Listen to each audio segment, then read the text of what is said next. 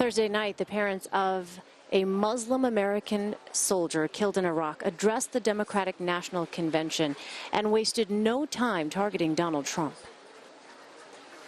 Our son, Humayun, had dreams too of being a military lawyer, but he put those dreams aside the day he sacrificed his life to save the lives of his fellow soldiers.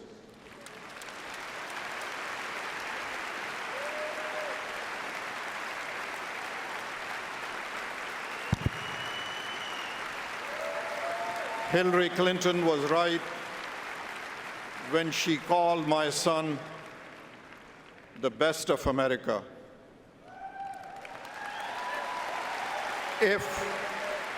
If it was up to Donald Trump, he never would have been in America.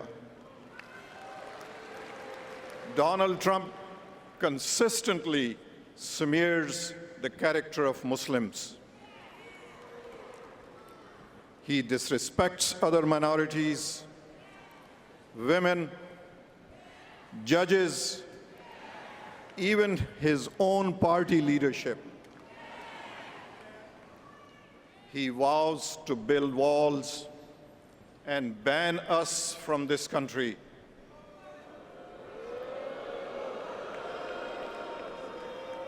Donald Trump, you're asking Americans to trust you with their future. Let me ask you, have you even read the United States Constitution?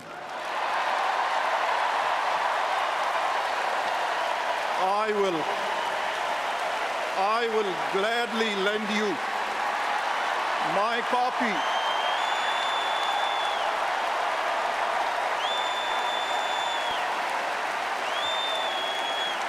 In this document, look for the words liberty and equal protection of law. Have you ever been to Arlington Cemetery?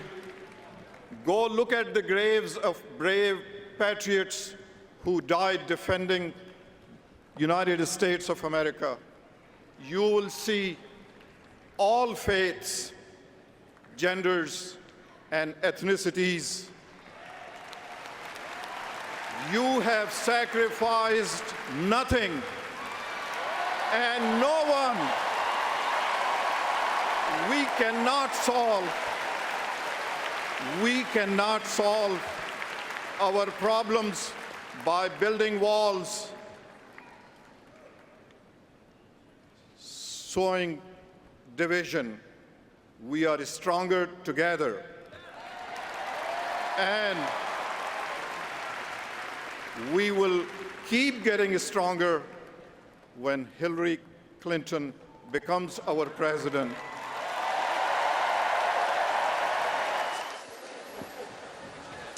Khizr Kahn, who talked about his son, U.S. Army Captain Humayun Khan, who was 27 years old, when in 2004, while serving in Iraq, a vehicle armed with an IED drove into the gate where he was stationed. You heard very forcefully there, Major, an attack on Donald Trump that perhaps only someone in his position could level with that force. Absolutely, and it really needs and can't even be improved or contextualized by me. It stands on its own. It stands completely on its own. I really have nothing else to offer about that. Well, Hillary Clinton, in her speech, I think, jumping off the back of what we heard from not just this, I mean, I'm watching them now, and it just breaks my heart. But at one point, she said, you know, we will stand up against mean and divisive rhetoric wherever it comes from. Think of all, and talking about Donald Trump, think of all the horrible things he says, like when he calls women pigs, or said an American judge couldn't be fair because of his Mexican heritage, when he mocks and mimics a reporter with disabilities. And again, just you saw what this party is trying to signify, which is some of the things that have come out of Donald Trump's mouth are not even in line. Forget where you stand on the political aisle; they're not in line with who we are as Americans. Right, and also, you know, yes, this man is speaking from the heart, and the mother is speaking volumes by saying nothing, just standing there with her husband. But that line, "You've sacrificed nothing," which certainly comes from his heart. It does sort of. It's a reminder again of the idea that Donald Trump, that what he's doing now is not part of his life's work. This just started a couple of years ago for him. And, you know, for Hillary Clinton, the Democrats would say this is all part of a long life of work. One observation about that very dramatic moment where he lifted the Constitution.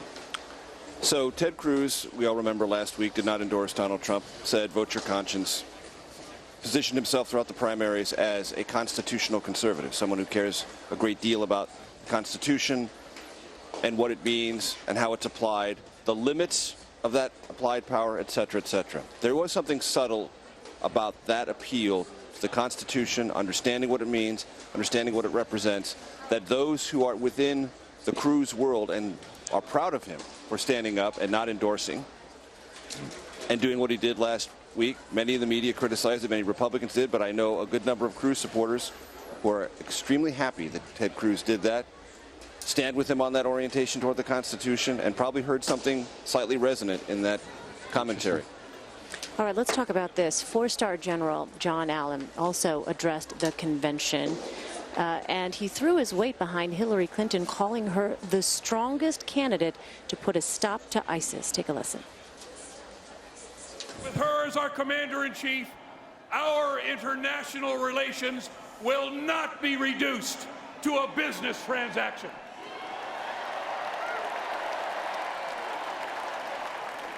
I also know that our armed forces will not become an instrument of torture, and they will not be engaged in murder or carry out other illegal activities.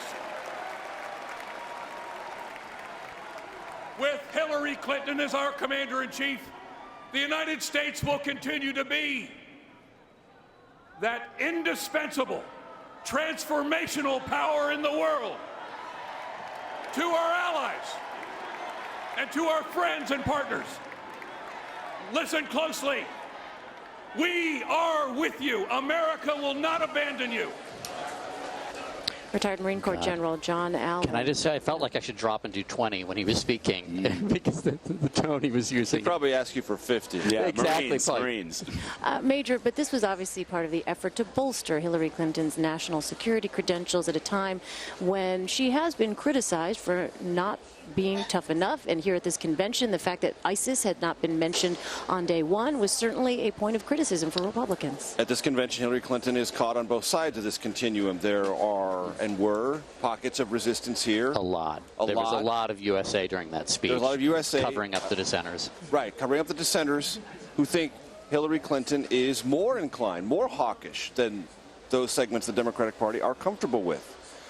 And Bernie Sanders supporters, some of them certainly believe that she's no more war. Much more likely to use military intervention than they are comfortable with. That's on the one side of the continuum. Then there's Trump saying Hillary's perpetually weak, bad judgment, can't handle any of these things. So she's trapped between those two continuums. And what John Allen, retired four-star Marine general, was also referring to is some of the anxiety that you detect among those retired senior flag officers who worry when Trump says we're going to do worse than waterboarding.